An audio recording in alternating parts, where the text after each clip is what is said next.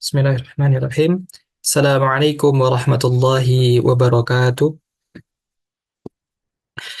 Innal hamdalillah nahmaduhu wa nasta'inuhu wa nastaghfiruh wa na'udzu billahi min shururi anfusina wa min sayyiati a'malina.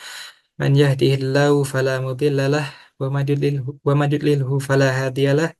Asyhadu an la ilaha illallah wahdahu la syarikalah wa asyhadu anna Muhammadan abduhu wa rasuluhu sallallahu alaihi wa ala alihi wa ashabihi wa man tabi'ahum bi ihsanin illa yaumiddin wa salama tasliman katsiran.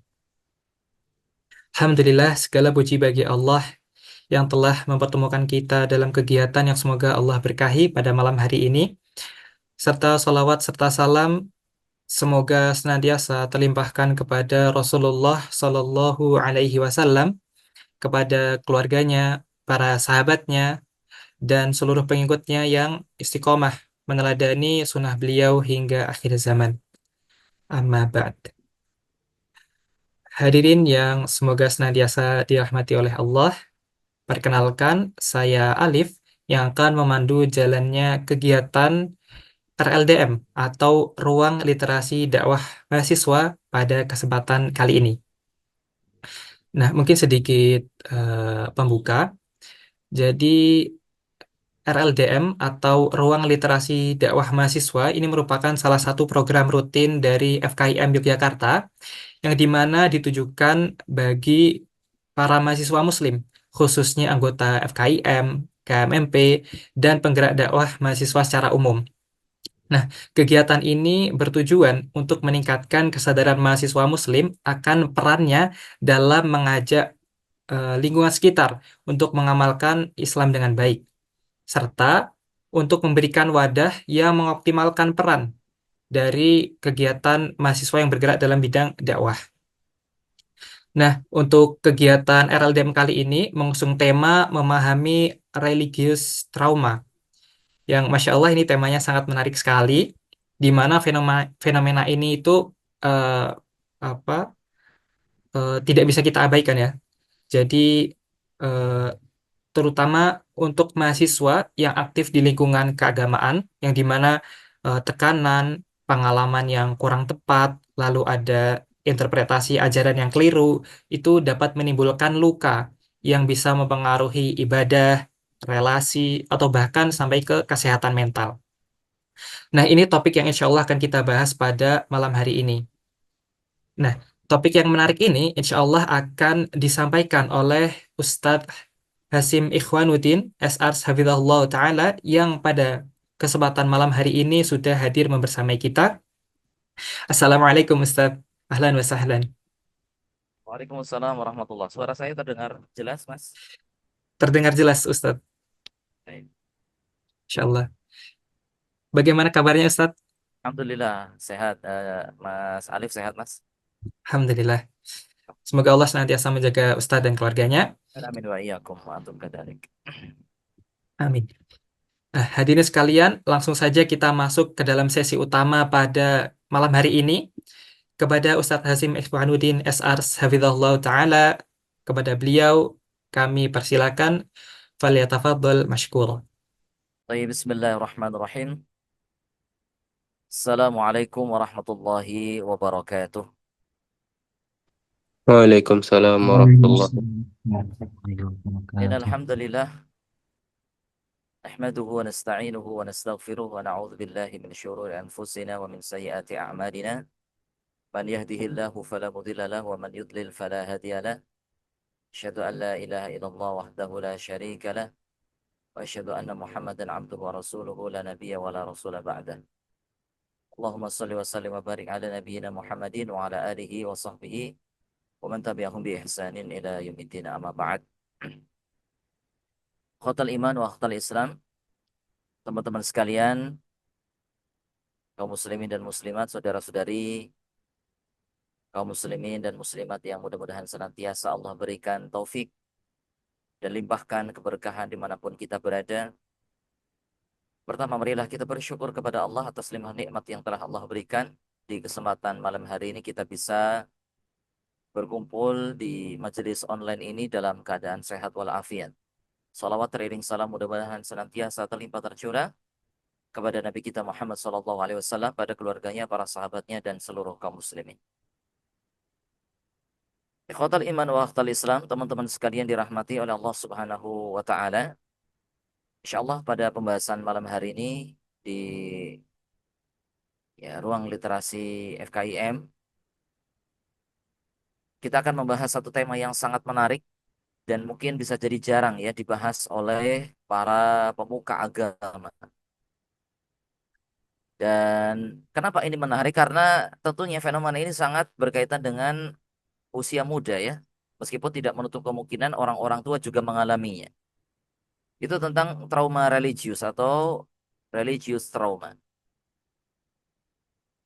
Teman-teman sekalian, ikhwatal iman wa ikhwatal Islam rahimani wa rahimakumullah. Namun sebelumnya disclaimer ya, saya bukan seorang psikolog, namun saya orang yang eh, berminat atau memiliki minat terhadap dunia psikologi ya, karena saya juga orang yang kemudian bisa jadi pernah mengalami beberapa kondisi yang memang di situ berkaitan dengan psikologi ya dulu ya, sehingga ya mau tidak mau harus mengerti ya. Meskipun dalam hal ini nanti terkait dengan tinjauan psikologis kita hanya menukilkan ya statement ataupun eh, kalimat-kalimat dari para pakarnya yang kemudian mencetuskan istilah ini dan bagaimana mereka kemudian membuat definisi dari istilah ini. Dan yang paling penting adalah bagaimana sebenarnya Islam melihat fenomena ini dan bagaimana seharusnya kita seorang muslim itu bersikap. Ya, karena bisa jadi teman-teman kita yang muslim ini juga mengalami hal yang sama, yaitu trauma religius. Ya, karena berbagai macam faktor yang nanti kita akan sebutkan. Nah, teman-teman sekalian, ikhwatal iman wa ikhwatal Islam rahimani wa rahimakumullah. Jadi ya mohon maaf, jadi disclaimer ini harus disampaikan supaya nanti tidak kemudian menimbulkan informasi yang tidak tepat. Kemudian apa itu trauma religius? Ya, dan disebutkan oleh para pakar ya asal dari trauma religius ini adalah kalau di dunia psikologi disebut dengan religious trauma syndrome atau RTS ya. Ya, salah seorang pakar yang kemudian pertama kali mencetuskan istilah ini yaitu Dr. Marlene Winell, beliau seorang psikolog, mengatakan religious trauma syndrome atau RTS adalah kondisi psikologis yang dialami individu sebagai akibat dari pengalaman keagamaan yang berbahaya, paksaan atau kontrol berlebih. Sehingga RTS ini adalah istilah yang digunakan untuk menggambarkan kumpulan gejala dan dampak psikologis dari pengalaman negatif di dalam komunitas atau sistem kepercayaan yang dogmatis dan otoriter. Jadi bukan hanya sekedar gak suka atau kemudian jadi antipati, bukan, tapi berpengaruh pada psikologi seseorang, berpengaruh pada mental seseorang. Ya, akibat dia punya trauma terhadap agama. Bukan hanya sekedar nggak suka, enggak ya. Kemudian dia jadi berkurang ibadahnya atau jadi mulai malas ibadahnya. Bukan hanya itu, bahkan sampai mempengaruhi kondisi mental seseorang. Ini ya yang disampaikan oleh beliau. Sehingga secara gampang, ya trauma religius itu adalah ya mengacu pada pengalaman emosional atau psikologis yang muncul akibat pengalaman buruk atau menyakitkan yang terkait dengan agama atau praktik keagamaan. Ya, ini bisa mencakup berbagai hal seperti kekerasan fisik atau mental, diskriminasi, pengabaian spiritual, ya, atau tekanan untuk mengikuti aturan agama tertentu dengan cara yang sangat keras dan ekstrim. Ya, alih-alih ya kemudian menanamkan rasa cinta supaya kemudian timbul ketundukan terhadap perintah-perintah Allah, namun dilakukan dengan cara ya disiksa atau kemudian dikasih hukuman ya. Sehingga kemudian timbul trauma-trauma ya yang membekas pada dirinya. Kalau kita beri contoh yang gampang, mungkin kalau kita bisa lihat itu, ya, dan ini berdasarkan pengalaman pribadi dan teman-teman kami. Sebagian anak-anak yang masuk pesantren bukan karena keinginannya, namun karena keinginan orang tuanya itu sangat riskan dan berpotensi mengalami hal ini. Ya. Mereka teman-teman yang masuk pesantren bukan karena keinginan dirinya, dia tidak diajak musyawarah, tidak diajak kemudian untuk apa namanya memahami apa sih sebenarnya ya kebutuhan dia terhadap agama sehingga dia masuk pesantren, sehingga dia sangat terpaksa masuk ke situ. Apalagi kemudian di pesantren dia mungkin karena melakukan tindakan-tindakan yang menyebabkan harus ditakdir atau dapat hukuman, akhirnya timbul luka ya. Ya, dari yang pernah dia dapatkan. Ini hanya satu contoh saja yang ya mungkin bisa jadi sangat mudah kita jumpai. Kemudian teman-teman saya rahmati oleh Allah Subhanahu wa taala. Sebenarnya akar permasalahannya itu ya bukanlah sekedar pada eh, agama atau ajaran agamanya. Berdasarkan penelitian-penelitian yang ada, jurnal-jurnal yang ada, ya mayoritas religius trauma atau trauma religius itu akarnya bukan pada agamanya. Terutama kalau kita bawa konteks Islam. Islam nggak mungkin ajaran Islam kemudian membawa trauma. Ya, tidak. Namun apa? Penyebab trauma yang utama adalah ya. Jadi kita harus membedakan mana ajaran agama yang murni, ya, ajaran Allah Subhanahu wa taala di dalam syariatnya yang dibawa oleh Nabi Muhammad sallallahu alaihi wasallam dan praktik manusia yang menyimpang. Ya, kemudian pemahaman-pemahaman yang keliru terhadap teks, terhadap nas-nas agama yang kemudian dinyatakan itu sebagai agama. Jika bukan ya Al-Qur'an bukan hadis ya yang menjadi sumber trauma bukan. Namun ya praktek ya orang yang beragama yang kemudian di sini menyebabkan sebagian orang ya mereka mengalami trauma beragama. Jika kita jangan kemudian apalagi Islam ya, Islam adalah agama yang sempurna sebagaimana Allah taala katakan, "Al-yauma akmaltu lakum dinakum." Pada hari ini telah kusempurnakan agamamu. Islam agama yang sempurna. Ajaran Allah sudah sempurna. Syariat yang dibawa oleh Nabi Muhammad SAW sudah sempurna. Ya, sehingga tidak ada cacat sama sekali. Namun kemudian orang yang mengamalkannya, orang yang kemudian mempraktekannya ini sangat mungkin ya akan terjadi hal-hal yang tidak sempurna. Bahkan bisa jadi ya tidak pas dengan ajaran yang Allah dan Rasulnya Shallallahu Alaihi Wasallam ajarkan dan dianggap itu sebagai ya apa yang Allah dan Rasulnya ajarkan. Maka dari itu ya, kita belajar agama pun ya tentunya ya harus benar-benar melihat mana ya dari para pengajar yang benar-benar kemudian menyampaikan agama ini secara jujur, bukan hanya sekedar hawa nafsu atau bukan hanya sekedar apa namanya fanatisme ya ya sehingga ya belajar agama dari orang yang kompeten ya benar-benar paham terhadap ya fondasi agama atau ya dalam hal ini adalah Al-Quran dan Sunnah. Tentunya ini sangat-sangat ya membantu kita supaya menjauhkan diri kita dari berbagai macam trauma religius atau trauma di dalam beragama. Dan ya agama ini seharusnya menjadi sumber kedamaian, apalagi Islam ya. Ya, yang Islam itu sendiri berasal dari kata ya salam, kedamaian, ketentraman, kesejahteraan. Sehingga seharusnya orang yang berislam dia mengalami kedamaian di dalam batinnya, kedamaian di dalam hatinya, bukan menjadi sumber stres, kecemasan, kemudian jadi beban mentalnya, bukan. Kalau ada yang demikian berarti apa? Praktek-prakteknya yang keliru. Ya, amaliyah-amaliyah yang memang tidak dicontohkan dan tidak sama sekali diajarkan oleh Islam.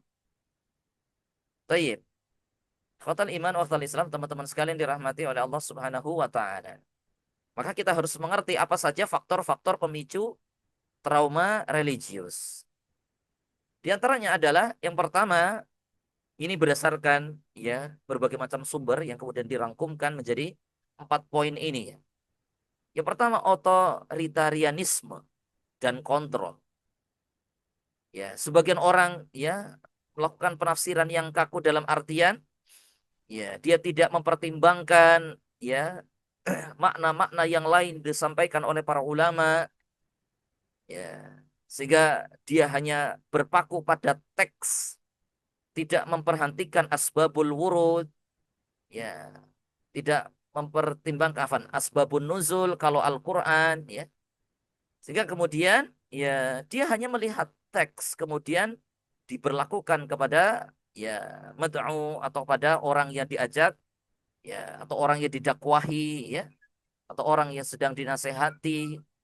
Tentunya ini akan sangat ya menimbulkan ya pertanyaan bagi sebagian orang atau mungkin penolakan bagi sebagian orang ya yang kemudian bisa jadi ya ada dia sudah memiliki pemahaman yang berbeda atau dalam hal ini dia mengikuti ulama yang lain yang bisa jadi tidak sekaku penafsiran yang disampaikan oleh ulama tersebut. Begitu pula kontrol berlebih atas perilaku pribadi. Ya, misalnya di dalam lingkup satu komunitas atau satu lembaga, ya, dia yang mengontrol orang ini adalah hanya ustadznya atau kiainya. Kalau apa-apa harus kepada ustadznya atau kiainya. Bahkan melakukan hal-hal yang remeh sekalipun itu harus izin terlebih dahulu. Sehingga sangat strict. Apalagi kalau disertai ancaman dan hukuman yang keras untuk penyimpangan yang kecil. Ya, kemarin sempat melihat berita ya seorang anak yang dirantai ya di sebuah tempat ya di Tengara itu milik seorang tokoh agama yang kemudian menimbulkan perbincangan di tengah masyarakat. Bisa-bisanya ini anak kok kemudian sampai dirantai. Kenapa? Memangnya tidak ada solusi yang lain ya. Ya, kemudian sampai dibegitukan. Jadi otoritarianisme ini kemudian banyak menimbulkan ya trauma ketika seorang masuk pada lembaga atau masuk pada satu lingkungan ya komunitas. Ya, karena komunitas itu terlalu ya aturan yang sangat ketat sehingga dia merasa sangat dikekang. Ya, apalagi kalau kemudian disertai dengan hukuman-hukuman yang ya dari perbuatan-perbuatan yang hanya sepele atau penyimpangan, let's say penyimpangan yang kecil sekalipun dikasih hukuman yang sangat keras. Kemudian yang kedua, doktrin berbasis ketakutan. Teman-teman sekalian dirahmati oleh Allah Subhanahu wa taala, di dalam keyakinan Ahlus Sunnah wal Jamaah, di dalam kita beramal, kita harus memenuhi rukun-rukun dan beramal. Ya, yaitu yang namanya al-khauf war-raja wal mahabbah. Ya, al-khauf itu artinya rasa takut akan tidak diterimanya ibadah. Roja adalah harapan supaya ibadah kita diterima dan mahabbah rasa cinta. Jadi beribadah atau melakukan satu amal itu bukan hanya ditakut-takuti, namun juga dilandasi rasa cinta kepada Allah. Sehingga teman-teman sekalian dirahmati oleh Allah Subhanahu wa taala. Ya. Ketika seorang ini ketika berdakwah atau mengajak kepada orang lain ini fokus berlebihan kepada konsep dosa, dikit-dikit neraka, dikit-dikit azab, ya. Bukannya kemudian mengarahkan pada ya kamu kamu bertobat, kalau kamu kembali, Allah sangat sayang kepadamu. Allah sangat ya cinta kepada orang-orang yang bertaubat. Allah Maha Pengampun. Ayo kita sama-sama kembali kepada Allah. Tapi apa? Dia ancam-ancam orang lain. Dia mungkin ya berikan ya penghakiman kepada orang lain. Ya, perbuatanmu ini menyebabkan kamu ya kafir, menyebabkan kamu murtad. Iya, memang secara apa namanya kemudian jika kita lihat dalil-dalil iya, cuman kita bisa alihkan pada apa? Ya, ayo. Ini perbuatan yang menyimpang, ini perbuatan yang bisa ini, ayo kita bertobat. Ya Allah Maha Penyayang, Allah Maha ya sayang kepada hambanya yang mau kembali kepada Allah. Ya, ya Allah tidak ya kemudian sebagaimana manusia yang kemudian hanya menerima ketika apa namanya eh, sekali bertemu saja.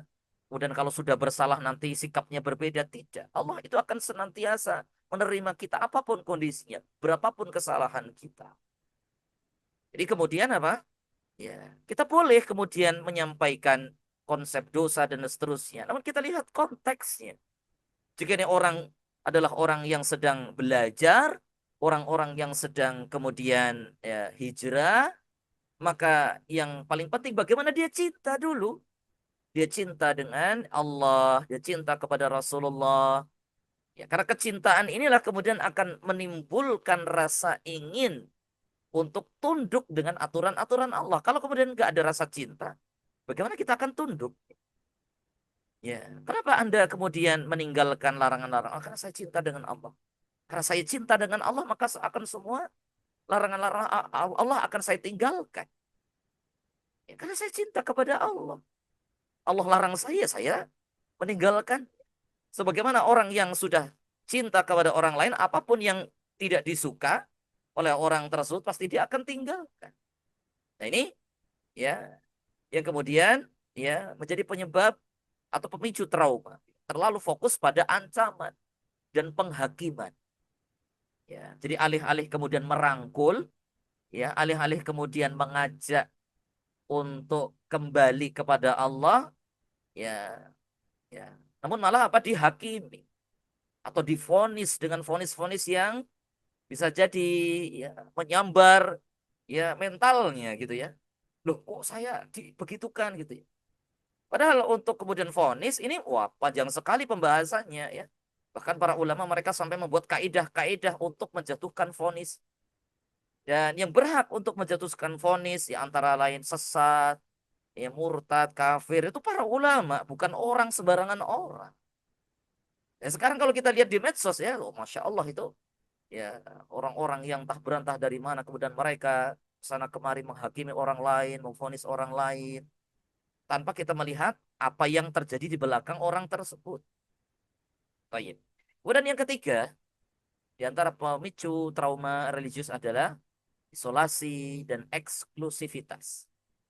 Menjauhkan diri dari dunia luar, ya. Jadi ini komunitasnya eksklusif, gak boleh ya kamu duduk-duduk sama fulan, gak boleh kamu bergaul sama orang-orang seperti ini, ya.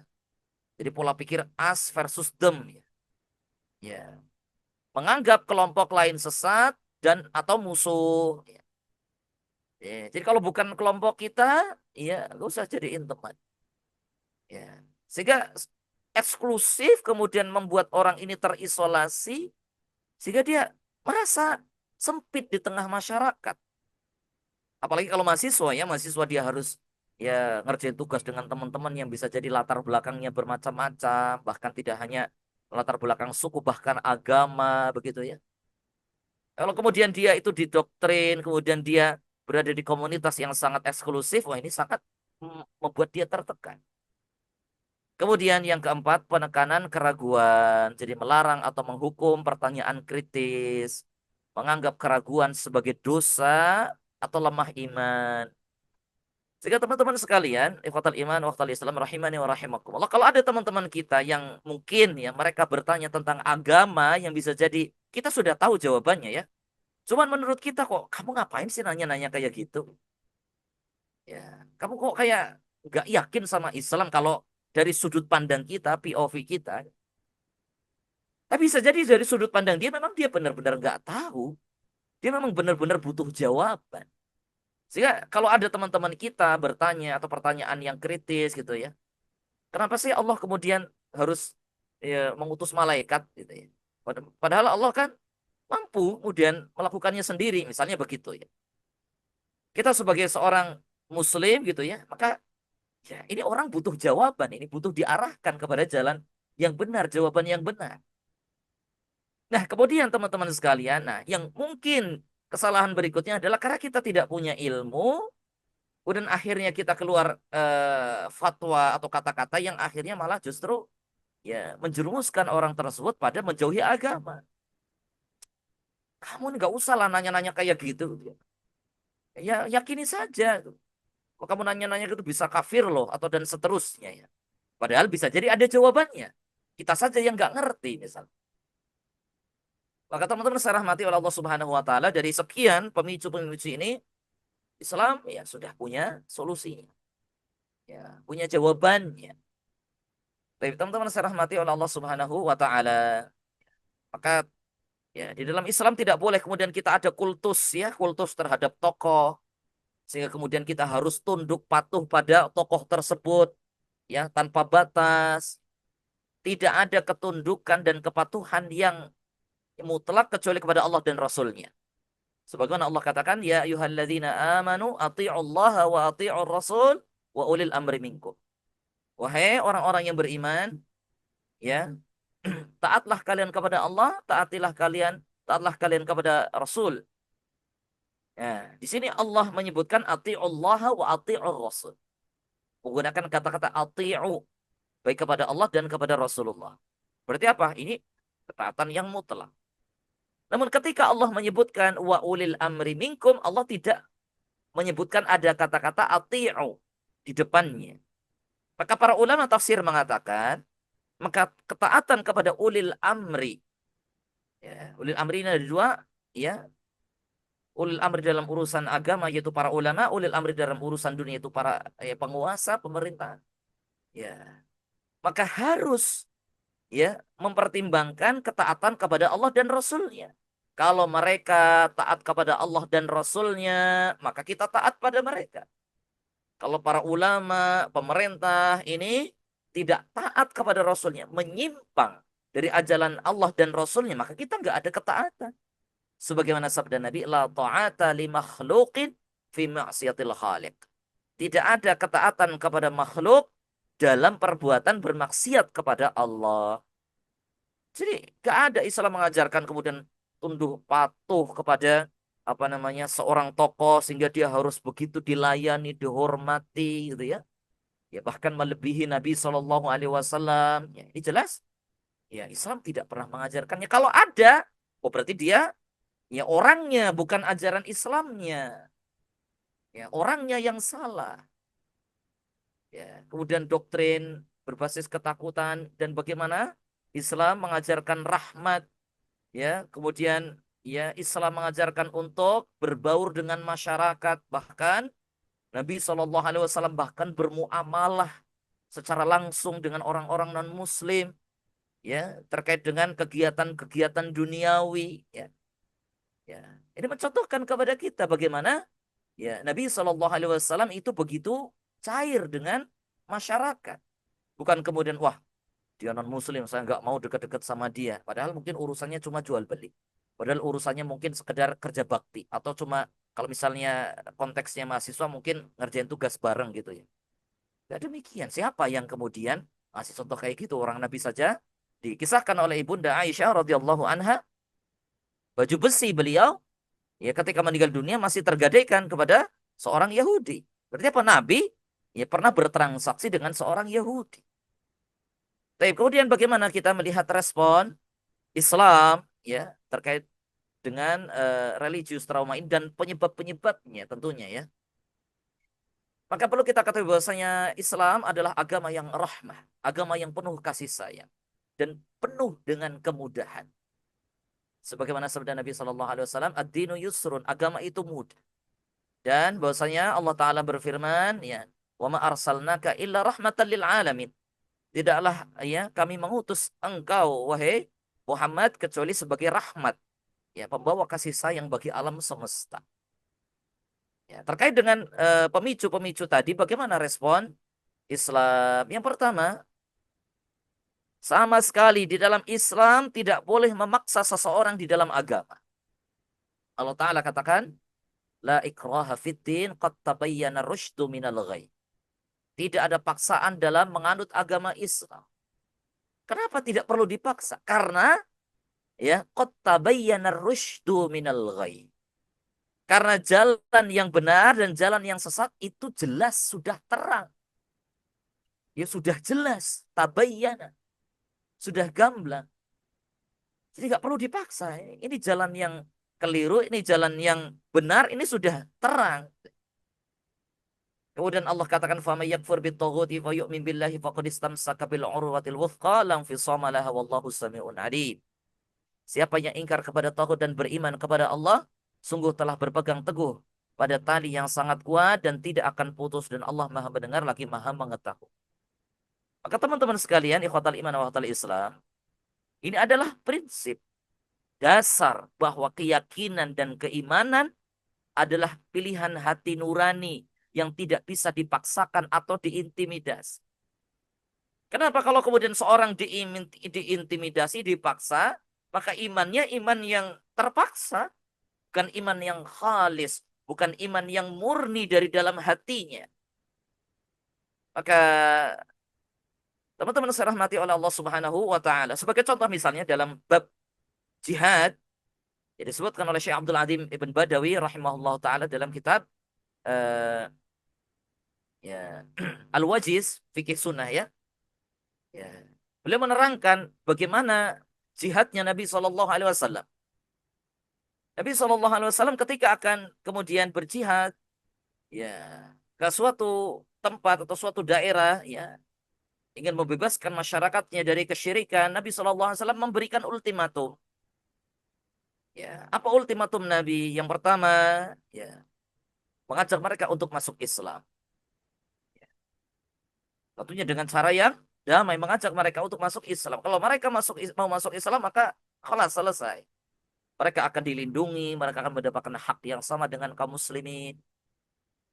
Kemudian yang kedua, kalau mereka tidak mau masuk Islam dan tetap di agama mereka, maka mereka harus bayar jizyah.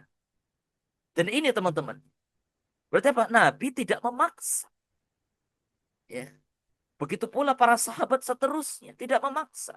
Kalau mereka mau tetap di agama mereka, ya mereka bayar jizyah sebagai bentuk jaminan keamanan dari kaum ya, dari pemerintah kaum muslimin. Ya. Kemudian ketika malah mereka memilih untuk menyerang kaum muslimin atau mereka menantang perang kaum muslim, barulah kemudian Nabi ya berperang dengan mereka. Bukan kemudian ujuk-ujuk langsung diserbu, tidak. Bahkan Nabi memberikan pilihan. Ya. Di sini bentuk bahwasanya Nabi SAW juga tidak memaksa. Kalau mereka mau tetap dengan agama mereka, ya silakan, tapi bayar jizyah sebagai jaminan keamanan dari negara untuk mereka. Tayyib. Ini yang pertama. Kemudian ya Allah Subhanahu wa taala menyebutkan dalam beberapa ayat, di antaranya di surat Al-Baqarah ayat 185, Allah taala berfirman, yuridullahu bikumul yusra wa la yuridu bikumul usra. Allah menghendaki kemudahan bagimu dan tidak menghendaki kesukaran bagimu. Begitu pula dalam ayat yang lain, wa ma ja'ala 'alaikum fid-dini min haraj. Dan dia sekali-kali tidak menjadikan untuk kamu dalam agama satu kesempitan. Teman-teman sekalian dirahmati oleh Allah Subhanahu wa taala, maka maksudnya adalah Allah menghendaki hal yang memudahkan bagi kalian, jalan yang menyampaikan kalian pada ridhonya. Dengan kemudahan yang paling mudah dan meringankannya dengan keringanan yang paling ringan. Oleh karena itu, segala perkara yang diperintahkan oleh Allah atas hamba-hambanya, pada dasarnya itu sangat mudah sekali.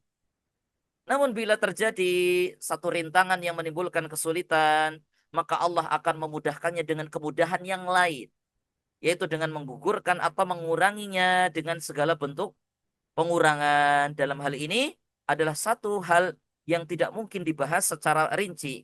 Sebagaimana ini adalah tafsir Syekh Abdurrahman bin Nasir As-Sa'di rahimahullah ta'ala. Kita kasih contoh teman-teman. Contoh sholat misalnya. Sholat wajib bagi orang yang mampu berdiri, berdiri. Bagaimana dengan orang yang tidak mampu berdiri? Kalau dia masih bisa duduk, bisa sholat sambil duduk. Kalau dia tidak mampu duduk gimana? Sholat sambil berbaring. Kalau tidak mampu berbaring, bagaimana? Maka dia sholat dengan isyarat. Tidak kemudian harus dipaksa ya dengan bentuk yang apa namanya harus berdiri, tidak. Contohnya lagi misalnya orang yang safar mungkin karena kelelahan, jarak yang sangat jauh, karena Allah berikan rukhsah. Sholat-sholat yang bisa di kosor, Allah ringkas. Ya Allah berikan keringanan, bisa diringkas menjadi 2 rakaat. Ya, 4 rakaat bisa jadi 2 rakaat. Kemudian bisa dijamak, bisa dikumpulkan jadi satu waktu. Bahkan jamak pun ada pilihannya. Kalau di awal waktu ini tidak sempat, bisa dijamak takhir. Wah, sangat mudah sekali. Jadi agama ini mudah sekali sebenarnya. Kalau kita benar-benar meresapinya dan mau mempelajari. Sehingga kemudian kalau ada orang-orang kemudian merasa menganggap Islam itu berat, sangat susah, ya itu biasanya karena dia memang belum mengerti. Ya, belum belajar. Dia hanya tahu yang mungkin apa namanya, yang mungkin dia anggap berat saja. Dan bagi teman-teman yang menghadapi ya teman-teman di sekitarnya yang seperti itu ya, ini kewajiban kita untuk memberitahu mereka bahwa Islam itu sangat mudah. Islam itu sangat memudahkan hambanya. Ya, puasa misalnya ada orang tidak mampu puasa karena tidak kuat, misalnya dia bisa batal. Jika alasannya syar'i, ya, ya atau dia safar, atau dia sakit, atau dia mungkin karena ada pekerjaan yang sangat berat, ya, dia bisa batal. Nanti bisa ya ganti di kesempatan yang lain yang sangat panjang sampai bertemu dengan bulan Ramadan berikutnya. Itu jangan kemudian ya orang jadi trauma puasa ya gara-gara apa dipaksa. Aku harus nggak boleh batal, harus puasa. Ya, sehingga dia trauma puasa, akhirnya dia tidak pernah puasa lagi dan seterusnya. Ya, taib. Kemudian berikutnya, tentunya dari as-sunnah atau dari sunnah Nabi Shallallahu Alaihi Wasallam, metode dakwah Rasulullah Shallallahu Alaihi Wasallam adalah antitesis dari kekerasan dan paksaan. Ya, sebagaimana ya 2 hadis yang kita bacakan ini. Yang pertama, Nabi Shallallahu Alaihi Wasallam menyebutkan, Inna Allaha rafiqun yuhibbur rifqa. Sungguhnya Allah itu maha lembut dan mencintai kelembutan. Dan Allah memberikan pada kelembutan apa yang tidak diberikan pada kekerasan. Oleh karena itu di dalam Al-Quran Allah perintahkan kepada Nabi. Ya, ya, atau Allah katakan kepada Nabi. Ya, seandainya Nabi ini kemudian bersikap keras ya, ya kepada ya objek dakwah Nabi, kepada orang-orang musyrikin Quraisy dan lain-lainnya. Ya, apa kata Allah Subhanahu wa taala? Ya, lang faddu min haulik. Mereka pasti akan pergi dari sisimu. Kalau kamu keras, berkeras hati kepada mereka, mereka akan pergi. Ya, maka dari keterangan ini maka asalnya dakwah itu lembut, mengajak dengan kelembutan. Bahkan disebutkan dalam riwayat yang lain, Nabi Shallallahu Alaihi Wasallam mengatakan, Yassiru wala tu'assiru. Mudahkanlah, jangan persulit. Basyiru wala tunaffiru. Berilah kabar gembira dan jangan membuat orang kabur. Jangan membuat orang lari dari agama. Coba kita lihat beberapa komentar orang-orang di kolom-kolom medsos ya. Ada orang baru tanya masalah apa namanya eh, ngaji misalnya gitu ya. Kemudian dia harus paksa, dia harus apa namanya begini begitu. Oh kamu tuh harus langsung begini, kamu harus begitu gitu ya. Sehingga seolah-olah kita ini seperti orang sedang jualan. Boleh kita merekomendasikan dengan bahasa yang santun, dengan bahasa yang baik, tapi jangan memaksa gitu. Oh, kalau kamu pengen belajar agama yang baik, ini saya ada saran nih gitu ya. Kalau berkenan ya, nanti bisa lihat video-video Ustadz Fulan, Fulan, Fulan ya. Ustadz ini, Ustadz itu, Ustadz ini gitu ya. Mudah-mudahan dengan belajar kepada beliau nanti bisa bertambah pengetahuan agamanya. Ya. Jangan kemudian kamu harus belajar sama Ustadz ini, jangan sama yang lain. Ya, ya. Nanti kamu tersesat gitu ya. Wah, ini orang jadi antipati. Udah sebutin nama-nama ustadznya lagi. Udah dikasih penutup-penutup yang kok seperti memaksa banget begitu ya. Ini kan justru malah jadi, wah ini kenapa ya?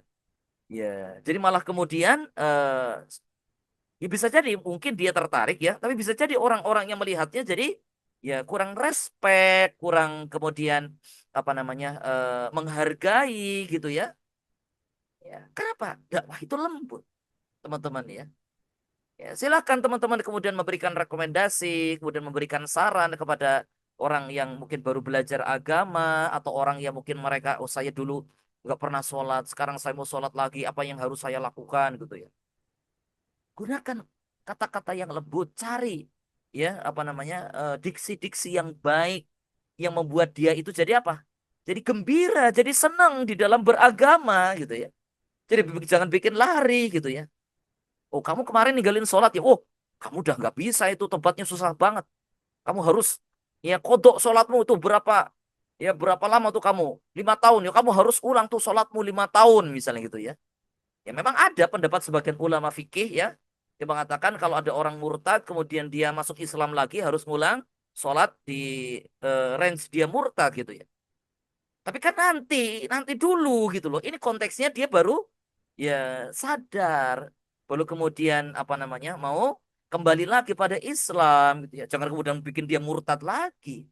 Jangan kemudian dia bikin lari lagi gitu. Beri kabar gembira. Masya Allah, ya Mas kita sama-sama belajar.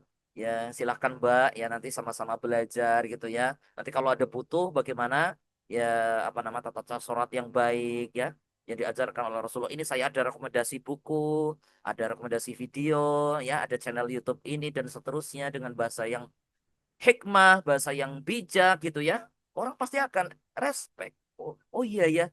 Nanti ya terima kasih ya jasa ya atas apa namanya informasinya dan seterusnya. Jadi bukan memaksa teman-teman ya. Kemudian berikutnya, sebenarnya bagaimana sih ya kalau kita ini ketemu dengan orang yang mungkin baru ya belajar agama atau dia ya sebagai objek dakwah kita lah, let's say demikian. Ya, teman-teman sekalian, seorang ketika dia sudah memiliki value, sudah memiliki nilai gitu ya, tentunya akan susah kemudian untuk dia tinggalkan serta-merta. Orang yang dulunya suka apa namanya minum kopi kemudian disuruh berhenti kopi secara mendadak itu akan sangat susah. Orang yang sudah punya kebiasaan tertentu kemudian harus berhenti total pada saat itu juga secara langsung, ini akan susah. Maka tentunya kita harus melihat bagaimana hikmah dan indahnya Islam di dalam ya berdakwah, ya di dalam ya mengajarkan agama. Teman-teman sekalian dirahmati oleh Allah Subhanahu wa taala, kita lihat ini ada hadis riwayat Imam Bukhari. Bagaimana sih seharusnya kita ini berdakwah ya? Ya, teman-teman sekalian. Jadi di masa Nabi Shallallahu Alaihi Wasallam Al-Quran itu diturunkan secara berangsur-angsur, tidak ya secara apa namanya keseluruhan. Dan apa pertimbangannya? Ya, kemudian Al-Quran ini diturunkan secara berangsur-angsur. Ini direkam oleh Ibunda Aisyah radhiyallahu anha. Jadi Ibunda Aisyah ini ya yang menyaksikan secara langsung Al-Quran turun ini kemudian mengisahkan. Beliau menyebutkan ini saya kutip langsung dari apa yang saya highlight ya. Ibunda Aisyah ya berkata, lalu apa yang menghalangimu untuk membaca bagian apa saja darinya? Ini terkait dengan sahabat yang bertanya kepada beliau. Kemudian beliau melanjutkan sesungguhnya yang pertama kali turun dari Al-Quran ya yaitu apa? Surat Al-Mufassal. Yang di dalam surat Mufassal ini apa teman-teman? Disebutkan tentang surga dan neraka.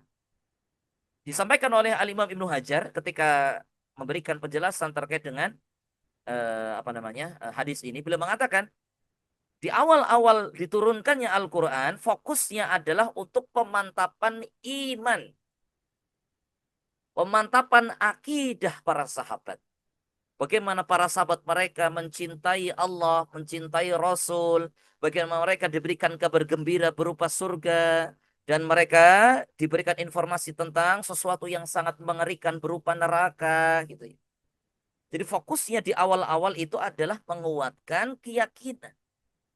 Ya, yakin sebenar-benarnya terhadap Allah. Yakin dengan sebenar-benarnya terhadap Rasulullah. Dan seluruhnya terkait dengan rukun-rukun iman. Kemudian kata Ibunda Aisyah, hatta ya manakala kemudian ya taban nasu hatta idza taban nasu ilal Islam. Ketika orang-orang kemudian mereka sudah kuat keislamannya, sudah condong ya telah condong kepada Islam, artinya sudah kuat keislamannya, maka turunlah ya nazalal halal nazalal halal wal haram, barulah turun ayat-ayat berkaitan dengan halal dan haram. Jadi ketika para sahabat ini sudah mantap keimanannya, sudah kuat keimanannya, besar kecintaannya kepada Allah dan Rasulnya, gitu, barulah Allah turunkan ya ayat-ayat berkaitan dengan apa? Halal dan haram. Kenapa demikian? Ya, beliau katakan ini. Ya, kenapa begitu ya cara diturunkannya Al-Quran? Ya, beliau Ibunda Aisyah radhiyallahu anha mengatakan walau nazala awwala syai'in la tasyrabul khamra. Seandainya yang pertama kali turun ayat-ayat itu ya ayat-ayat Quran yang pertama kali turun itu adalah janganlah kalian minum khamar, jangan minum khamar. Apa kata para sahabat? Laqalu, saya mereka para sahabat akan mengatakan la nadkhul khamra abada. Oh, kami nggak bisa ninggalin khamar selama-lamanya. Oh, nggak bisa, kami nggak bisa meninggalkan khamar. Karena mereka sudah biasa minum khamar. Dan kita ketahui ayat yang berkaitan dengan larangan minum khamar ini Allah turunkan dalam beberapa tahap. Tidak langsung khamar haram, tidak. Ya. Kemudian kata beliau ya, walau nazala la taznu, seandainya pertama kali ayat-ayat yang turun itu adalah jangan kalian berzina, laqalu, niscaya mereka akan mengatakan la nad'u zina abada, kami tidak bisa meninggalkan zina selama-lamanya. Ya, oleh karena itu beliau cerita awal-awal yang turun dari Al-Quran di Mekah itu ya adalah surat balis sa'atu mau'iduhum was sa'atu adha wa amar. Surat Luqman ayat 46, yaitu ayat tentang apa? Ya, terkait dengan akidah, terkait dengan keimanan, berkaitan dengan hari kiamat ya. Adapun ya setelah Ibunda Aisyah ini bersama dengan Nabi, berarti Ibunda Aisyah ini di Madinah, ya, maka ya yang diturunkan oleh Allah Subhanahu wa taala surat An-Nisa dan surat Al-Baqarah dan surat An-Nisa, beliau katakan, dan tidaklah surat Al-Baqarah dan An-Nisa kecuali aku berada di sisi beliau. Ya. Artinya apa? Di masa Nabi SAW di Madinah, barulah turun ayat tentang apa? Hukum-hukum, ya. Halal haram, ini sesuatu yang boleh, ini sesuatu yang tidak boleh, gitu ya. Barulah turun ayat-ayat demikian. Dan saksinya adalah Ibunda Aisyah. Maka teman-teman sekalian, ikhwatal iman, ikhwatal Islam, rahimani wa rahimakum. Bisa jadi orang-orang yang mereka terkena trauma religius itu karena kita salah di dalam berdakwah. Langsung pas sat set tanpa mempertimbangkan kondisi ya psikologis dia, kondisi kejiwaannya, kondisi latar belakangnya gitu ya. Dia punya kondisi sebelumnya dia seorang ya apa misalnya dia orang ya pecandu apa namanya musik misalnya gitu ya. Dia langsung wah tinggalkan mutlak, kamu gak boleh sama sekali nyentuh, itu namanya barang haram gitu. Akhirnya dia malah cari-cari yang bisa jadi sesuai dengan seleranya kan. Ya, karena apa? Wah ini langsung begitu gitu ya. Ya, kita boleh menyampaikan demikian. Namun apa? Bertahap gitu ya. Ya, coba deh sekali-kali dengerin murotal Al-Quran gitu ya. Bandingin ya gimana nikmatnya kalau sambil dibanding dengerin musik misalnya gitu. Coba bandingin nikmat yang mana kira-kira. Lebih menenteramkan yang mana gitu. Kita belum bicara hukum ya. Ini baru apa? Coba bandingin. Mendengarkan Al-Quran, murotal Al-Quran, bisa rekomendasikan syekh siapa yang mungkin bacaannya sangat merdu gitu ya. Supaya dia suka mendengarkannya gitu ya. Ya. Atau misalnya ya sebagian teman-teman mungkin karena mereka belum bisa lepas sekali dari musik, misalnya bisa bisa dengerin nasyid ini. Nasyid ini ya bisa sebagai pengalih gitu ya. Ya. Jadi teman-teman sekalian dirahmati oleh Allah Subhanahu wa taala, jadi gak kemudian langsung tas-tos gitu ya. Gak dilihat latar belakangnya. Maka di antara bentuk hikmah ya yang Allah perintahkan kepada Nabi Shallallahu alaihi wasallam ketika berdakwah ya, Ya, ud'u ila sabili rabbika bil hikmah, ajaklah menuju jalan Tuhanmu dengan hikmah, yaitu apa? Mengerti kondisi mad'u, ngerti persis kondisi orang yang didakwahi. Ya, oh dia orangnya gimana ya? Dia punya kebiasaan apa ya? Jadi kita kemudian bisa bersikap, ya. Kemudian bisa bersikap dengan sikap yang tepat sehingga tidak membuat dia lari atau bahkan ya kemudian jadi antipati dengan apa yang kita ajak, ya. Thayyib. Barakallahu fikum. Kemudian teman-teman sekalian dirahmati oleh Allah Subhanahu wa taala, ikhwatal iman wa ikhwatal Islam. Poin berikutnya ini ini POV orang yang apa namanya mengerti agama atau orang yang mereka ya punya minat terhadap agama, ya, atau pegiat dakwah lah kita sampaikan demikian, para aktivis dakwah. Jangan sembarangan berfatwa. Ya, ya. Suatu bentuk apa namanya tanda keimanan adalah apabila ketika kita melihat satu kemungkaran kemudian kita ingin mengubahnya, ya. Itu bagus, itu sesuatu yang baik teman-teman. Itu tandanya di dalam hati kita ada keimanan, ada ghirah, ada rasa cemburu terhadap agama. Namun untuk mengingkari kemungkaran atau untuk membenarkan satu kesalahan atau ada orang yang kemudian bertanya tentang satu permasalahan agama itu gak boleh sembarangan. Kita kasih contoh. Ya, satu hadis diriwayatkan oleh oleh Imam Abu Dawud rahimahullahu taala. Ya, itu kisah ya disampaikan oleh sahabat Jabir bin Abdullah. Beliau mengisahkan, kami pernah mengadakan suatu perjalanan. Pada saat itu salah seorang dari kami tertimpa batu sehingga kepalanya terluka parah. Ya mungkin kepalanya pecah ya atau semacam itu, luka yang sangat parah. Kemudian orang itu mengalami mimpi basah. Ya, dia berarti junub, ya. Maka dia bertanya kepada sahabatnya, apakah menurut kalian aku telah mendapatkan keringanan untuk bertayamum? Karena kepala dia kondisinya luka. Sehingga dia apa? Bertanya kepada sahabat yang lain, saya ini dapat keringanan nggak ya untuk tayamum? Ya, sebagai pengganti mandi. Dan mereka ini sahabat yang ditanya menjawab, ya menurut kami kamu tidak mendapatkan keringanan sebab kamu masih bisa pakai air gitu.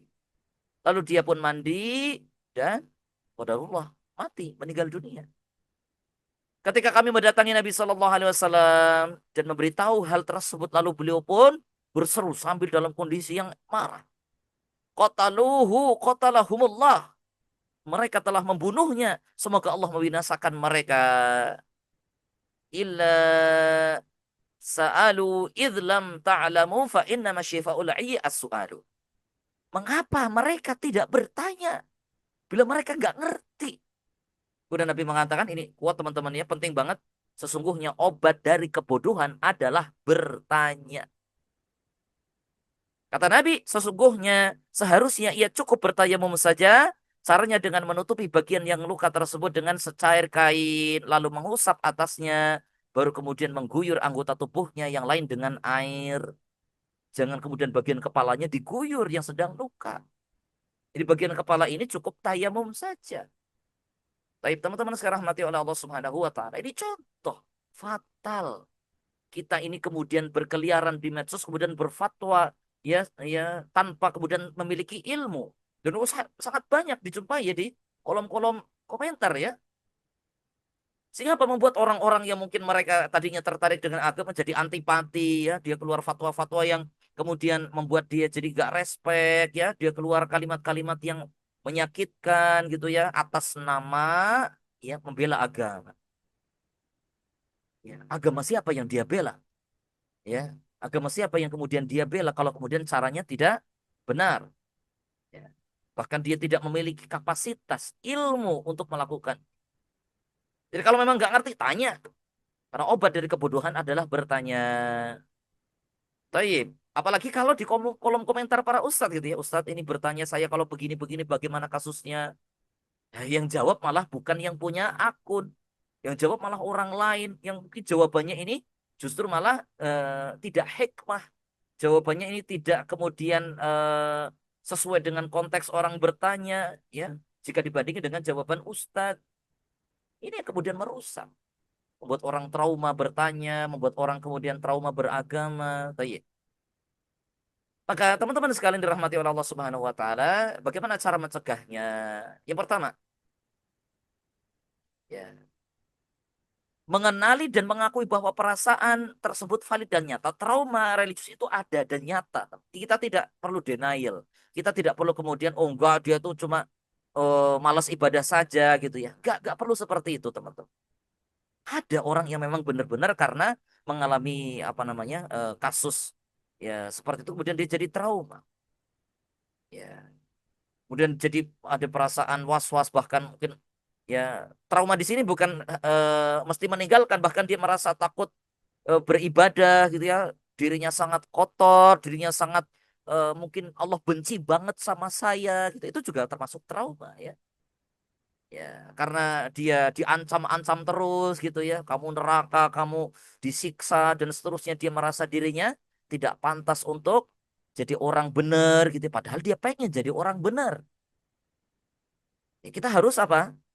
Ya, validasi, memang nyata ada semacam itu. Ya, jadi tidak perlu kemudian kita katakan, ah kamu ini cuma pura-pura saja, oh, kamu ini malas ibadah saja dan jangan teman-teman. Ya. Kalau memang ada semacam itu ya biarin aja ada. Cuman kalau ada memang benar-benar dia merasa trauma ya terhadap apa tindakan-tindakan dalam konteks beragama ya. Ya, karena tadi disampaikan ya yang menyebabkan trauma ini sebenarnya adalah pemeluknya atau orang yang beragamanya bukan agamanya.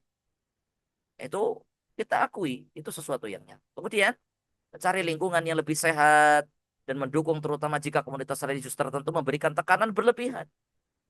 Ya, kalau kemudian ternyata di lingkungan itu kemudian teman-teman justru malah ya seringnya dapat ancaman, bukan rangkulan, bukan sambutan kasih sayang begitu ya.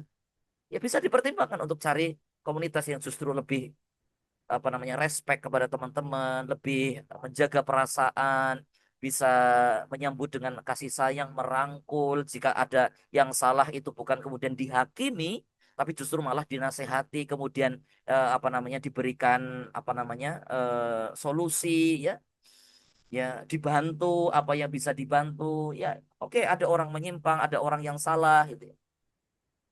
Mungkin kita lihat ada sebagian orang-orang yang di situ ya punya, mohon maaf ya, misalnya ada orientasi seksual yang menyimpang begitu ya. Ya, kita tidak boleh kemudian menghujatnya, mendiskriminasinya gitu ya. Ya, nggak boleh teman-teman. Apa yang harus kita lakukan? Ya, pertama beri nasihat yang baik dengan hikmah, dengan ya tutur kata yang lembut. Ya, sejadi dia akan menjadi ya tercerahkan, dapat hidayah. Ya, bukan kemudian malah bikin dia ini semakin ganas, semakin jadi-jadi. Cari komunitas lain yang memvalidasi kondisinya yang bisa jadi lebih parah. Wah ini kan ya itu karena seperti itu kemudian dia jadi terjerumus dalam jurang yang sangat mengerikan. Tapi kalau kemudian kita rangkul dia, kemudian kita kasih solusi, ayo kita konsultasi ke psikolog, bisa nggak sembuh, ayo ya kita ajak kemana gitu ya, kemudian cari pakar yang kemudian bisa konsultasi, yang bisa memberikan cara-cara supaya untuk bisa menyembuhkan ya. Wah, itu Masya Allah. Ya, alih-alih kemudian diajak dirangkul, kemudian carikan solusi bersama, diberikan dukungan supaya sembuh, tapi malah kemudian dihujat, kemudian dicaci maki, dihakimi. Akhirnya apa? Ya, yaudah itu sebagai amunisi dia untuk cari komunitas yang memvalidasi penyimpangannya, lebih menyimpang, lebih parah lagi dan lebih dahsyat lagi. Waliyadzubillah. Ini ngeri sekali, teman-teman. Kemudian terapi konseling untuk membantu mengolah pengalaman negatif ini tanpa menolak spiritualitas sepenuh. Tentunya ya cari-cari para terapis yang memang mengerti agama ya. Ya, psikolog-psikolog atau psikiater yang mereka mengerti agama ya. Coba diskusi dengan beliau gitu saya, Dok, ya, atau dengan apa psikolog yang kemudian ya bisa membantu kita. Saya ingin ya kembali jadi orang beragama tapi saya punya rasa sakit, saya punya luka karena saya pernah begini begitu ya. Jangan kemudian pada sembarangan psikolog ya. Tentunya mereka yang psikolog-psikolog yang mengerti agama dengan baik banyak gitu ya. Bisa kita cari atau rekomendasi. Tanya dong rekomendasi psikolog yang ngerti agama, yang mereka belajar agama dengan baik, mereka juga paham dengan agama gitu ya. Sehingga bisa memberikan nasihat yang tepat. Kemudian, ya, cara mencegah yang lainnya adalah menggunakan pendekatan berbasis ilmu dan kasih sayang. Ya, dakwah dengan kelembutan. Ya, dakwah dengan merangkul dibandingkan memukul ya. Menghindari ancaman siksa dan azab tanpa memberikan harapan. Ingat, ya. Memberikan ancaman siksa, memberikan ancaman azab itu sesuatu yang boleh karena dalil-dalil Al-Qur'an maupun hadis memang ada. Cuman jangan titik. Ini perbuatanmu ini bisa menyebabkan Anda ya terjatuh dalam siksa. Tapi ingat, Allah itu Maha Pengampun. Ayo tobat yuk, ayo saya bantu. Ayo kita bareng-bareng perbaiki diri. Ayo kalau Anda butuh apa namanya nasihat, butuh saran gitu ya, saya siap ya menjadi tempat curhat gitu ya. Kalau Anda terjatuh dalam satu kesalahan, siap saya siap membantu dan seterusnya. Ya. Jadi bukan kemudian hanya sekedar diancam, awas loh kamu nanti kalau kamu kayak gitu terus kamu bisa masuk neraka. Kalau kamu mati nanti kamu masuk neraka dan seterusnya. Bukan kemudian kita arahkan pada apa? Ya, solusi apa? Orang kalau sudah melakukan kesalahan ya sudah. Apa yang harus dia lakukan? Sebagai seorang muslim ya ajak dia tobat. Ya dengan cara yang baik, kemudian dirangkul, diberikan kabar gembira ya. Bahwasanya Allah itu Maha mengampuni segala dosa ya. Tayyib. Kemudian mendukung ya para pemuka agama, komunitas dalam agama dalam menyediakan pendampingan yang berbasis ya kasih sayang, empati bagi korban konflik sosial.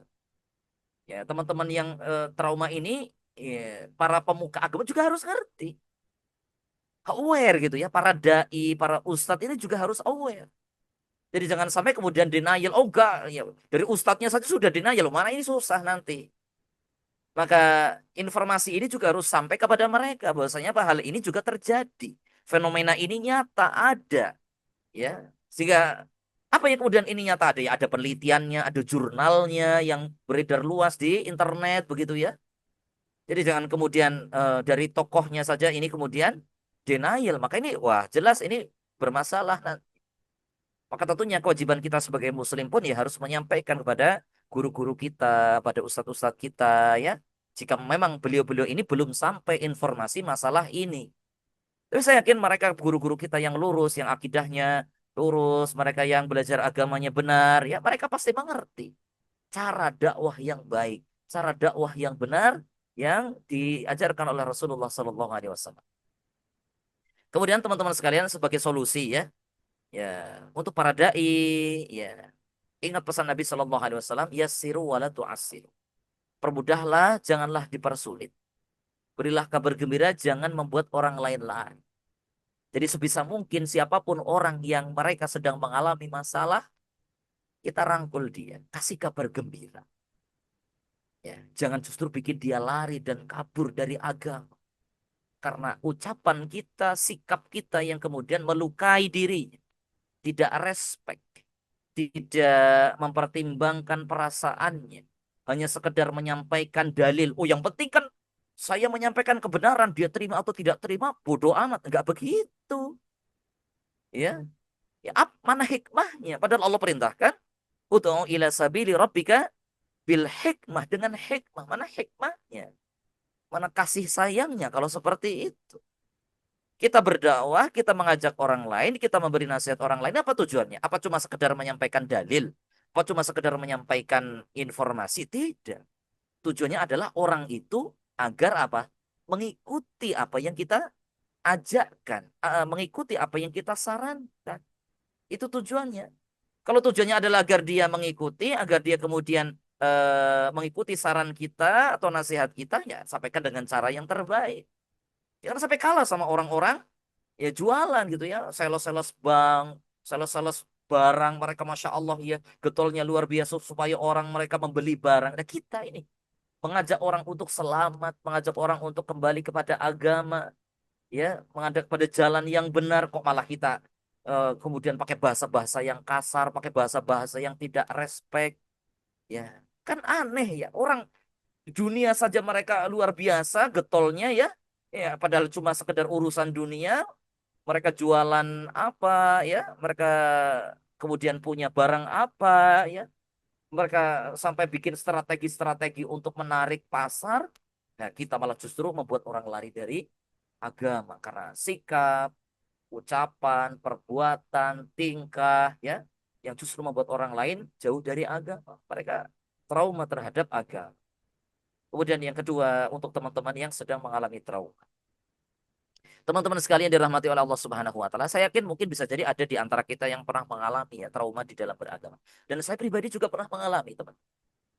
Ya, terus terang saya pernah mengalami yang namanya rasa eh, sakit begitu ya, melihat ya ada seorang tokoh dibully karena satu kesalahan.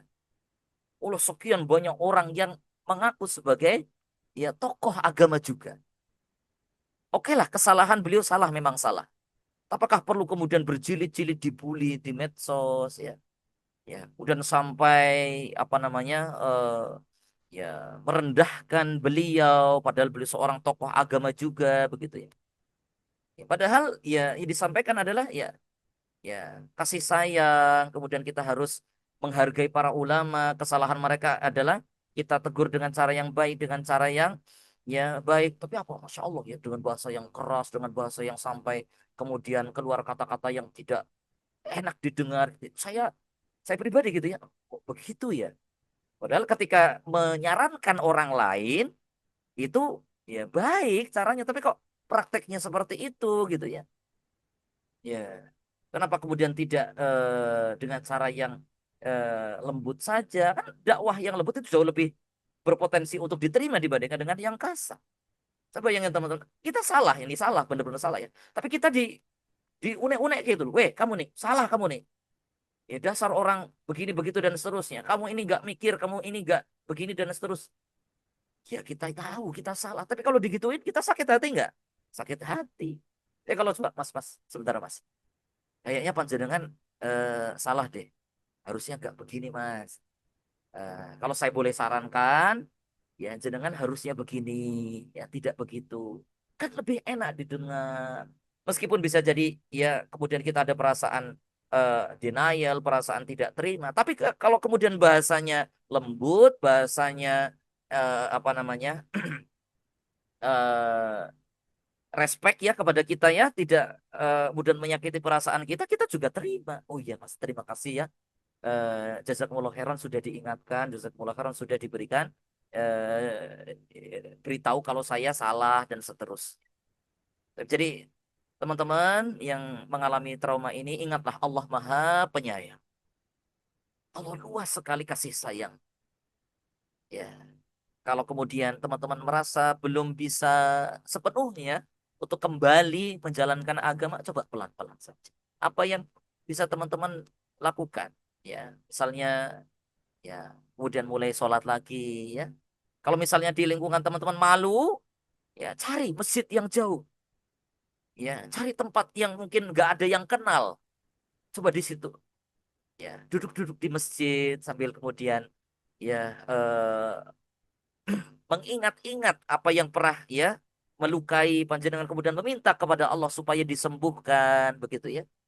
Ini kasih sayang itu sangat terus bahkan Allah Ta'ala mengatakan wa huwa arhamur rahimin dan Allah adalah zat yang maha penyayang dari seluruh penyayang. Gak ada yang lebih sayang dibandingkan Allah. Gak ada yang lebih sayang dibandingkan Allah Subhanahu wa Ta'ala. Jadi teman-teman, ya, ayo ya, kita sambut, kita rangkul ya. Ya, kalau ini teman-teman kemudian yang hadis ini adalah para aktivis dakwah, itu teman-teman yang mereka mungkin apa namanya sedang mengalami demikian, coba dideketi, tidak perlu kemudian diceramahin, tidak ya bisa jadi diajak makan saja, diajak ngobrol saja, diajak main, jalan-jalan begitu ya. Itu jauh lebih apa namanya menenangkan. Dia melihat, oh ternyata orang beragama itu asik ya, ternyata orang beragama itu menenteramkan ya. Oh, ternyata orang kemarin saja yang salah. Ini saya punya teman ternyata bagus loh dia. Orangnya baik banget ya, senang neraktir, dia ngajakin main, ya dia jadi tempat curhat gitu. Ya, coba kita jadi jalan ya yang menggembirakan untuk teman-teman yang mereka sedang mengalami trauma agama. Jadi kita jadi jalan kebaikan untuk mereka ya.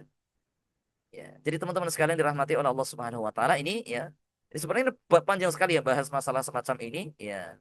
Namun ini mungkin yang bisa kita sampaikan ya. Jika ada pertanyaan tentunya yang bisa saya jawab nanti akan kita diskusikan. Namun jika tidak ada ya kita cukupkan demikian karena sudah jam 9. Sallallahu ala nabiyyina Muhammadin wa ala alihi wasallam. Wa akhiru da'wana alhamdulillahi rabbil alamin. Insyaallah, jazakallah khairan Ustadz yang telah menyampaikan materi pada kesempatan malam hari ini. Banyak sekali faedah yang bisa kita dapatkan.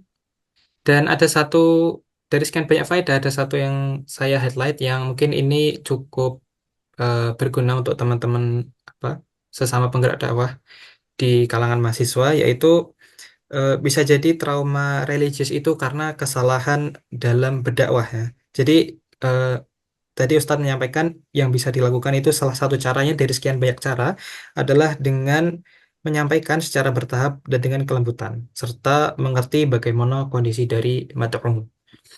Baik, selanjutnya kita masuk ke sesi tanya jawab. Di sini sudah ada pertanyaan Ustadz, dan bagi peserta yang ingin bertanya bisa mengirimkan pertanyaannya ke kolom chat atau kolom Q&A, atau bagi yang ingin menggunakan fitur raise hand bisa bertanya langsung kepada Ustadz. Mungkin di sini saya izin membacakan yang sudah ada dulu, Ustadz.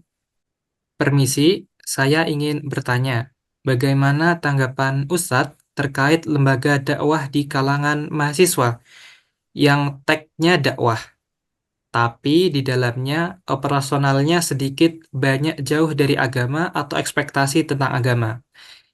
Bisa jadi barangkali terlalu berat dari segi tanggung jawab, tetapi tidak timbal balik dari segi emosional atau spiritual. Apakah bahasan ini relevan atau bisa dikaitkan dengan materi kajian ini? Alhamdulillah, salatu wassalamu ala rasulillah wa ba'd. Baik teman-teman sekalian dirahmati oleh Allah Subhanahu wa taala. Ya. Sering saya sampaikan kepada teman-teman para aktivis dakwah, para penggerak dakwah, baik yang berada di organisasi kampus maupun yang lain. Supaya organisasi kita ini tidak hanya sekedar formalitas kumpul-kumpul doang, tapi ada manfaat lebih, yaitu semakin mendekatkan diri kita kepada Allah, semakin memperbanyak pengetahuan, ya, dan bahkan tadi dari sisi spiritualitas kita juga bertambah, gitu ya. Maka harusnya, idealnya, bukan idealnya, ya, teman-teman itu punya majelis khusus, ya, berkaitan dengan bagaimana seharusnya mempertambah ilmu atau menambah ilmu. Bisa itu majelis ya rutin atau sebulan sekali atau sepekan sekali begitu ya. Sehingga terasa organisasi itu dampaknya baik pada anggotanya maupun kepada para pengurusnya. Jadi jangan kemudian hanya sekedar proker-proker yang kemarin-kemarin saja yang dicantumkan tapi tidak ada aksi. Dan biasanya orang-orang yang tergabung dalam organisasi yang tidak ada aksi ini memang ya karena memang tidak ada basic keilmuan agama ya. Tidak ada basic ilmu agama yang membuat dia kemudian termotivasi untuk melakukan gebrakan ya, untuk melakukan apa namanya kegiatan yang meningkatkan spiritualitas teman-teman, meningkatkan ilmu pengetahuan teman-teman terhadap agama. Ya kalau teman-teman kemudian pengen semua pengurus atau apa namanya organisasi ini kemudian berkembang, ya tentunya harus ada upgrade ya. Sebagaimana ya kita katakan ada perusahaan ya misalnya. Perusahaan itu kalau tidak ada eh, pengembangan ilmu, tidak ada penambahan ilmu, pasti akan stagnan teman-teman. Coba teman-teman yang pernah pakai HP Nokia ya. Ya Nokia ini kan dulu sangat merajalela. Ini perusahaan teknologi yang sangat luar biasa. Tapi sekarang gimana? Sulit sekali. Jadi jangan kemudian sekedar menjalankan apa yang kemarin karena oh kemarin sudah keren dan seterusnya. Tapi tantangan akan semakin bertambah dari waktu ke waktu, teman-teman. Dari setiap zaman akan bertambah. Sehingga kalau kemudian setiap organisasi ini kemudian tidak mau ya mengupgrade pengetahuannya, baik metode dakwah, kemudian ilmu-ilmu yang berkaitan dengan dakwah atau kebutuhan pribadi para pengurus misalnya, atau anggota organisasi misalnya, maka ya nggak akan berdampak apa-apa terhadap teman-teman yang terlibat di organisasi. Jadi teman-teman sekalian yang terkhusus bagi yang bertanya, jika memang organisasi tersebut membuat Anda buang-buang waktu, ya nggak usah cari organisasi yang lain, organisasi keagamaan yang benar-benar bisa membuat kita berkembang, berkembang secara pengetahuan agama maupun kemampuan kita berdakwah. Jadi semakin kita bijak, semakin kita mengerti gimana cara berdakwah yang baik gitu ya. Kemudian semakin memiliki ya spiritualitas yang yang berkualitas gitu ya. Cari yang seperti itu. Jadi kalau kemudian gabung-gabung doang, kemudian nggak ada efeknya sama sekali, ya, ya nggak ada manfaat dan lebih layak untuk kemudian tinggalkan saja. Apalagi rapat, rapat, rapat dan seterusnya, buang-buang waktu, kemudian akhirnya tidak ada aksi ya. Tapi kalau kemudian rapatnya untuk bikin ya kegiatan yang benar-benar bermanfaat, ya jelas ya kita dukung begitu ya terkait dengan itu. Dan tentunya ini ya akhirnya bisa jadi ya, ini meskipun kita tidak katakan trauma religius ya, membuat orang jadi antipati dengan organisasi eh, mahasiswa muslim gitu ya. Ternyata organisasi mahasiswa muslim itu gak ada dampaknya sama sekali di tengah-tengah kampus. Kayak mau juduhu ke adami, adanya sama aja dengan gak adanya. Cuma eh, apa namanya organisasinya yang ada, tapi dampaknya gak ada. Jadi kan jadi seperti itu. Jadi orang kayak kurang respect terhadap organisasi mahasiswa muslim. Tapi saya yakin teman-teman yang sudah ngaji, yang sudah belajar agama dengan baik, ketika masuk di organisasi pasti akan menjadi penggerak, jadi promotor ya. Jadi promotor yang kemudian men-trigger teman-teman yang lain untuk bikin kegiatan. Begitu Mas ya. Jadi ya pertimbangkan ya untuk tidak buang-buang waktu berada di organisasi semacam ini. Wallahu a'lam. Barakallahu fiik. Ustadz, jazakallah khairan atas jawabannya. Semoga si penanya bisa mendapatkan faedah dari apa yang disampaikan. Saya izin berlanjut ke pertanyaan selanjutnya aja, Ustadz. Bismillah, Afwan izin bertanya. Bagaimana cara mengurangi rasa takut ketika kesulitan atau tidak sanggup memenuhi target hafalan dalam mengikuti program belajar agama yang diikuti? Mohon nasihat dan motivasinya, Ustadz. Jazakumullah khairan. Alhamdulillah, salatu wassalamu ala Rasulullah. Teman-teman sekalian dirahmati oleh Allah Subhanahu wa taala. Adalah suatu yang sangat baik manakala teman-teman kemudian mengikuti program-program yang punya target ya.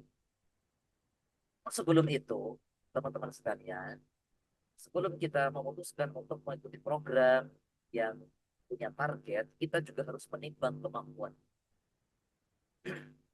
Menimbang kemampuan dalam artian ya kita sudah punya pengalaman. Jadi kalau misalnya gabung di satu apa namanya program hafalan misalnya, kita bisa bertanya ini untuk pemula berapa halaman atau berapa ayat begitu ya, ditanya dulu. Jadi tidak main gabung ternyata apa targetnya banyak banget. Segera kesibukan teman-teman ini sudah luar biasa. Ada praktikum, ada mungkin eh, tugas-tugas kampus yang lain sehingga sangat menyibukkan sehingga tidak ada kesempatan untuk belajar atau untuk hafal. Hal tugas utama teman-teman ketika kuliah adalah belajar. Berarti amanah dari orang tua untuk teman-teman adalah di kuliah. Maka bisa dipertimbangkan untuk mengcancel apa namanya program tersebut. Bukan berarti kemudian kita meninggalkan kebaikan, tidak. Tapi ada kebaikan yang lebih besar. Itu apa? Ya, bisa jadi kalau hal itu sudah sampai taraf mengganggu kuliah, maka tentunya kuliah itu lebih utama. Karena hafalan di luar konteks menghafalkan surat Al-Fatihah ya itu dihukumi sunnah oleh para ulama. Jadi jangan sampai kewajiban teman-teman untuk menjalankan amanah kuliah yang wajib itu kemudian terbengkalai gara-gara ikut program semacam ini. Nah, kemudian kalau teman-teman sudah ritme kuliahnya sudah oke, sudah bagus, wah ini saya sudah bisa ini nih. Ya, untuk praktikum saya punya siasat begini-begini, saya punya strategi begini-begini. Sehingga nanti hafalannya di waktu ini dan itu misal. Silakan nanti ikut program lagi. Ya, jadi direset teman-teman. Jadi nggak masalah teman-teman kemudian mundur ke belakang untuk mereset jadwal, mereset kemudian kesibukan. Kalau kemudian tidak sampai mengganggu kuliah karena mungkin hanya apa namanya hanya faktor personal saja begitu ya, maka ini bisa disiasati sebagaimana yang diwasiatkan oleh Syafi'i rahimahullah ta'ala. Ini di luar konteks kuliah ya. Kalau konteksnya kuliah tadi sampai mengganggu kuliah, bisa jadi bisa dipertimbangkan untuk berhenti dulu, nanti bisa ikut lagi. Ketika jadwal teman-teman ini sudah settle, sudah bagus, sudah bisa apa namanya mempertimbangkan mana yang harus dilakukan dan mana yang harus ditinggalkan. Ya, kapan waktu yang kosong, kapan waktu yang luang bisa digunakan untuk hal-hal yang lain. Sudah kan. Karena konteksnya personal, kok susah banget hafalan, begitu ya. Padahal ada target. Baik. Yang pertama, teman-teman sekalian dirahmati oleh Allah Subhanahu Wa Taala, kalau itu berhubungan dengan pribadi, maka patut kita mendengarkan wasiat Imam Waqi kepada Imam Syafi'i. Beliau mengatakan, Imam Syafi'i syakautu ila waqi'an su'i. Aku pernah mengadukan hafalanku, jeleknya hafalanku kepada Waqi, yaitu guru beliau. Imam Syafi'i mengadukan buruknya hafalan beliau, Masya Allah. Kemudian kata Waqi ya, wa nasahani, dan beliau memberi nasihat kepadaku untuk apa? Antar kilmaasi, untuk meninggalkan maksiat. Fa innal ilma nurun, karena sesungguhnya ilmu itu cahaya. Dan cahaya itu tidak diberikan kepada orang yang melakukan maksiat. Maka bisa jadi kita masih ya kadang-kadang melakukan perbuatan maksiat yang tidak kita rasakan. Kok kita bertobat kepada perbanyak istighfar, berbanyak taubat kepada Allah Subhanahu wa taala sebelum kita hafalan. Ibaratnya ini dikosongin dulu hatinya kita ya dengan taubat. Ibaratnya ya hati kita ini banyak kotoran yang kemudian menyebabkan susah masuk ya hafalan, kita bersihkan dulu dengan istighfar, dengan taubat kepada Allah Subhanahu wa taala. Namun kalau ini berkaitan dengan strategi ya hafalan, teman-teman bisa cari waktu-waktu yang benar-benar tidak tersibukkan dengan hal yang lain. Ya, misalnya ba'da subuh atau sebelum subuh. Jika pikiran masih kosong, jangan habis pulang kuliah. Hafalan ini susah, memang susah. Gitu ya. Karena pikiran kita sudah penuh.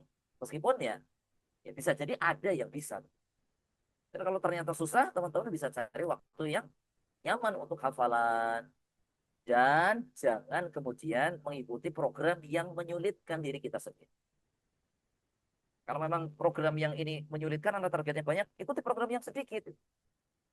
Ya, misalnya per hari 5 ayat, misalnya, atau per hari sekian ayat, misalnya. Silahkan. Jadi tergantung konteksnya ya, karena ini pertanyaan kan umum ya, sulit hafalannya karena apa? Mungkin karena mengganggu kuliah, ya karena ada jadwal kuliah, atau mungkin karena personal tadi berkaitan dengan pribadi, atau berkaitan dengan strategi. Wah, ini jawabannya wallahu taala a'lam. Barakallahu.